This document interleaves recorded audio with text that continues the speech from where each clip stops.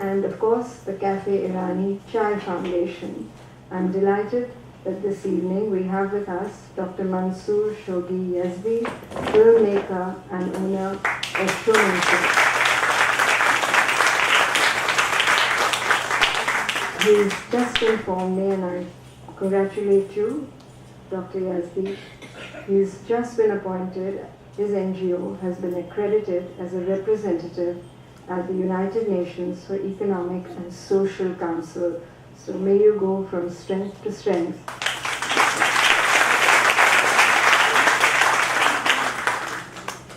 People said, why did you include Yaz in the exhibition? I said, many times in the city of Bombay, I've gone around in the city of Parsi, in the city of Bombay.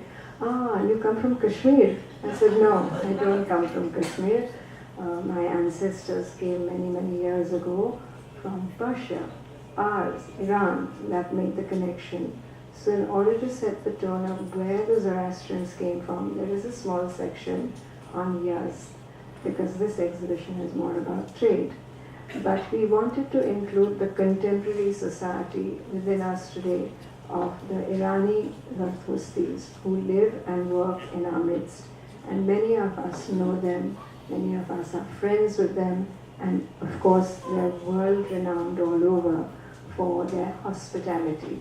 Their hospitality which they present to this city in the form of their cafes. A cafe is very, very popular in Europe. The chai khanas are very, very popular in the Middle East, Japan, China, everywhere.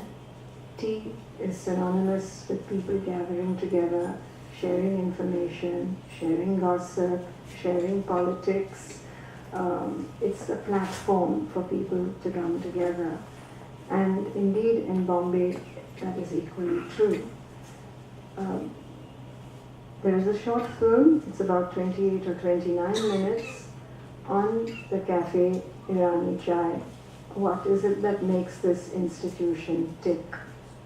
I'm not going to stand between you anymore and the evening, and may I welcome Minushoff to say a few words to us this evening. Thank you, ladies and gentlemen.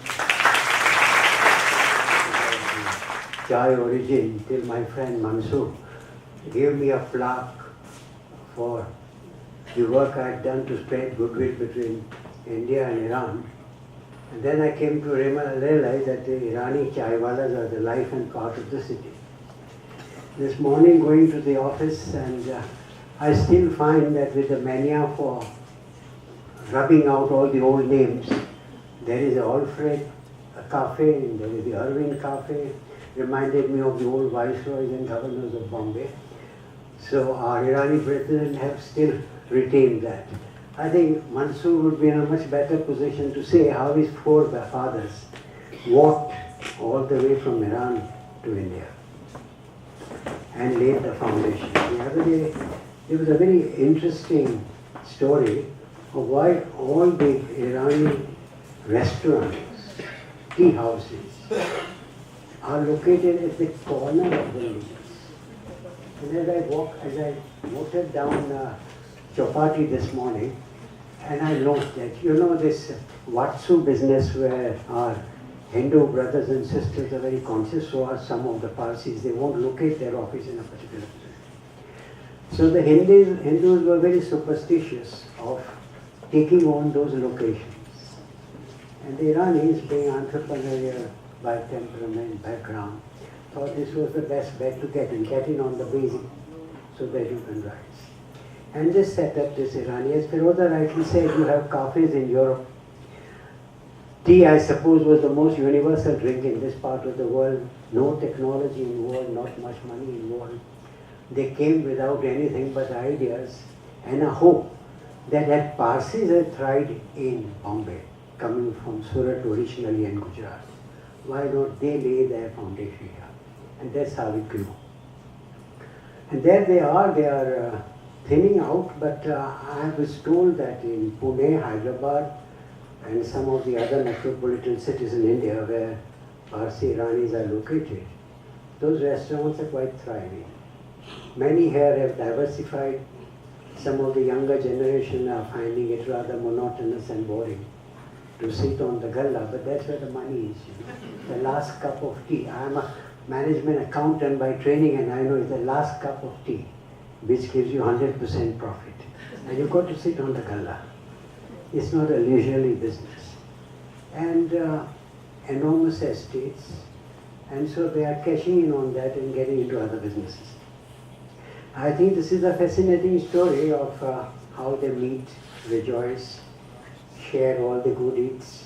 Some of them have diversified, like the Leopold restaurant, which unfortunately because of what happened in Bombay, through Kasab and others, has regained its popularity with a lot of foreigners, because the marks of the bullets and the shells and what happened there, it was not very fortunate, but they have made it, and they have captivated there and made it a brand equity. I find that even abroad, Leopold restaurant is quoted, and not only Taj and Oberoi where it happened. So I think this movie, I've seen it. We had it shown at the Sophia College 2 months ago, Mansoor? Yes, and now he's taking it to Pune and Hyderabad, where I believe there's a thriving Irani community and lots of restaurants, to show what about 150 years ago the institution of a chai shop, or chai wala as they call it, has now grown into big business. Not only it's become a source of cultural meeting ground, like the cafes we see in Europe. And I hope that despite the fact that many of them have now gone out of business, whatever remains will strengthen, grow, and keep that tradition alive, to remind us of the very happy past and the foundation which the Iranis lived in this city of Bombay. I think Mansoor probably would be in a better position to mention how many of them came on foot from Iran to Bombay. Not an easy thing to do in those days. And somehow they thought of chai shops, as I said, for the reasons. Easy to start, low capital, and they had the tenacity and capacity for hard work. And they've really made an enormous wealth from that. They may look very simple, they sound very good. The other curious thing is that whenever you go into one of these restaurants and ask them why they're not modernized, their furniture, their ambience, and diversify the fare they offer. And they somehow feel that the tradition is what they are famous for and they would like to retain. And in this movie you'll see some film stars, famous film stars also going and enjoying Salman Khan and so many others, not only in Mumbai, but apparently in Pune and Hyderabad when they visit, they make it a point to go to an Irani shop. They've seen enough of the 5-star restaurants. So it is something to be relished, something to be revered, and I hope may it long remain. Thank you. To come and commence the formal part of this evening's program. And once again, on behalf of NGMA Mumbai and all of us here and the Ministry of Culture,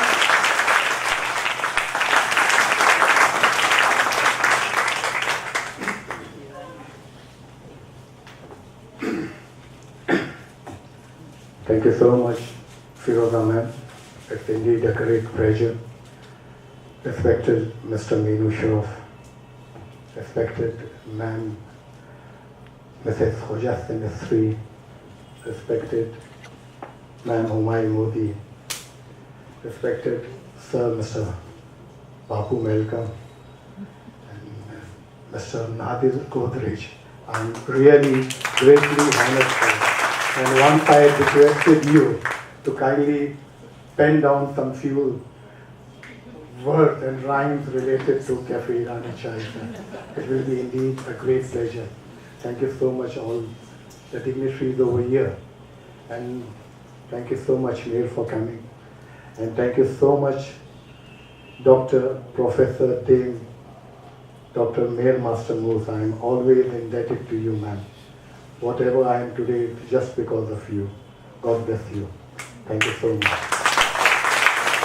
1890, it's a very brief story, and I would love to salute Mr. Rashid Irani also. Thank you for coming, Mr. Rashid Irani. God bless you. Thank you so much. And please forgive me if I am just not reminding some of the dignitaries who are present over here. Just to let you know a little brief history about the Iranis. 1890 saw a small group of people because in 1800 there was a famine in Iran, especially in Yazd and Kerman. So the people from there, mostly from Yazd, in 1890 and before that, they came walking all the way from Iran till they reached Bombay. But for one thing they were very sure, because their ancestors had come over here, the Parsi community, and they were sure that they would be guided and taken care of. And the reason being that they knew India was a place where everybody was welcomed. It was Atiti Devo Bhava. Guests were treated always as God. And they were sure that they could come over here and flourish. And today here I stand, the grandson of the person who came down when he was hardly 10 years old, not having a single penny in his pocket, walking all the way from Iran. My grandfather, he came 1890, walking all the way from Iran. And here I stand proud just because of that. Thank you so much.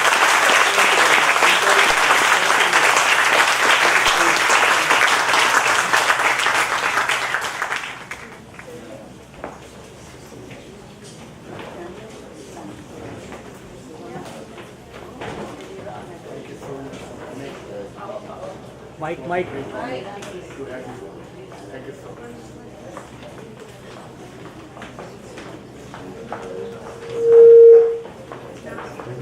Hello. Thank you so much for coming and seeing this movie of mine. I'm trying with the second episode, which will be having shooting in Iran, Pune, and Hyderabad.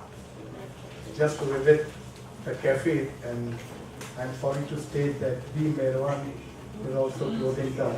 Such a sad story. But I promise you, my first restaurant is coming down at Mahi by the name of Cafe Irani Chai. And later on, it will be there in Pune and all over India and worldwide. It's a promise from my side. And you all are invited on the very day. Thank you so much. Thank you very much.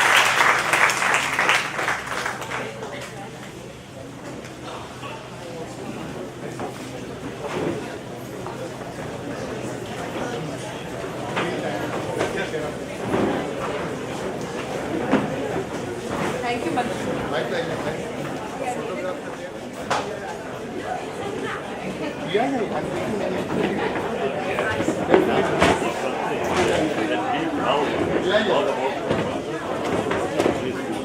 much. Thank you so much. Lovely.